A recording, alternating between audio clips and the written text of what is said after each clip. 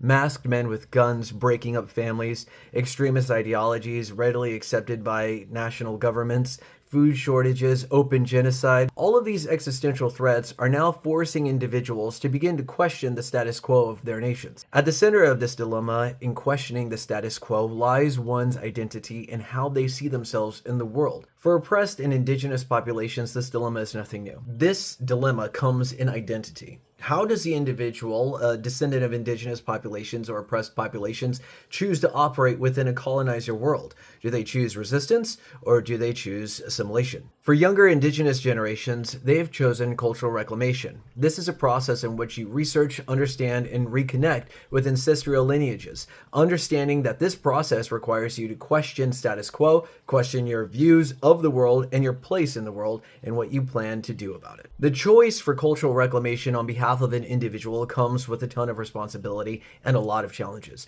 One of those challenges is facing off against assimilated family. These are the older family members who are used to colonizer rules and colonizer status quo. Whenever the younger generation speaks out against this, perhaps at family events, the older generation dismisses them with cultural gaslighting. It dismisses the emotion and conviction of what real oppression is with colonizer narratives that have been formed over centuries of assimilation. As this individual continues on their cultural reclamation, they'll be able to see certain things in society that they may not have noticed before. Clear, prominent stereotypes, prejudices, biases, and the social structures that have been built by colonizers to inflict oppression on indigenous and oppressed populations. With every argument an individual takes on against colonizer status quo comes a requirement of having a ton of knowledge on accurate evidence-based facts. When colonizer status quo is challenged by somebody who is in the midst of cultural reclamation, those individuals within society who benefit from colonizer status quo will actively work against them, dismissing their particular observations, even